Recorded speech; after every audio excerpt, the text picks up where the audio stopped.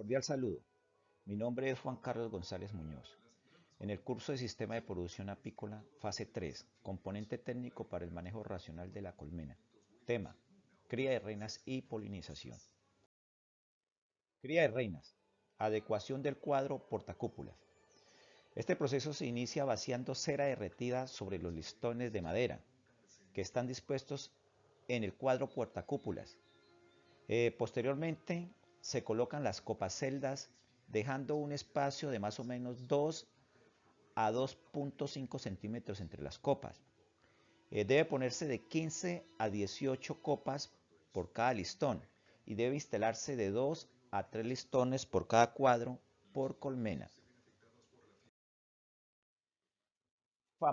Familiarización del cuadro en la colmena. El cuadro se ubica en el centro de la segunda alza. Esta es la segunda alza. En el centro de la segunda alza. Entre 2 y 24 horas antes de realizar la transferencia de larvas. Esto con el fin de que las obreras las limpien y les impregnen su olor particular, lo cual mejora el porcentaje de aceptación de estas larvas. Es importante tener en cuenta que la colmena criadora debe tener puesto el excluidor de reinas con el fin de mantener la reina de la colmena en el asa inferior, o sea, en esta parte, y el excluidor. Transferencia de larvas. El traslarve es el paso o transferencia de una larva de una celdilla de un panal a una copacelda artificial, en la que se ha puesto una gota de una mezcla de jalea real y agua destilada. Para el traslarve se utiliza un pincel o palo chino y se seleccionan larvas con menos de 12 horas de vida para mejorar la calidad de las reinas producidas. Introducción del cuadro en la colmena. Pues como le dije, se introduce en esta parte de la colmena.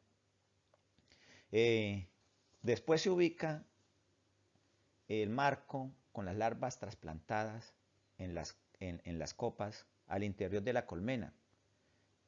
En la colmena dispuesta para la producción de reinas y jalea real. Aceptación de larvas. 3 días después se verifica el porcentaje de aceptación. Se retira las que no fueron aceptadas o las que están defectuosas. 7 días después se individualiza cada copacelda en jaulas metálicas o plásticas para que el nacimiento de las abejas reinas ocurra dentro de la cámara de cría. Marcaje, transporte y enjaulado de reinas. Una vez nacidas las abejas reinas, se marcan y se ubican en jaulitas individuales con abejas nodrizas y abastecimiento de candy como alimento básico hasta que lleguen a la nueva colmena. Estas reinas se transportan y se utilizan para la multiplicación de núcleos y recambio de reinas. Polinización. La polinización consiste en el desplazamiento de polen desde la antera de una flor al estigma de la misma u a otra flor. Este proceso es facilitado por el viento, el agua o los animales. En el reino animal, los insectos son los agentes polinizadores más eficientes y entre ellos sobresalen las abejas, en especial la especie Apis mellifera. El 50% de estas abejas salen en busca de alimento, los cuales se encuentran depositados en las flores y lo llevan a sus colmenas. Esta actividad es conocida como pecoreo. Así las abejas realizan un promedio de 15 viajes de pecoreo durante el día y en cada una de ellas visita unas 40 flores, lo que equivale a unos 15 millones de flores visitadas por una colmena al día. La polinización dirigida con abeja Apis mellifera. La polinización constituye el principal aporte de las abejas, tanto por el incremento de la actividad agrícola como por la protección de la biodiversidad. Las ventajas que éstas ofrecen son: visita gran cantidad de especies vegetales en un solo día, distribuye gran cantidad de polen, El número de colmenas, su ubicación y distribución puede modificarse a criterio del productor. Presenta una amplia distribución geográfica y adaptación a factores medioambientales adversos. Esta abeja presenta una suerte de comportamiento de fidelidad con las especies visitadas.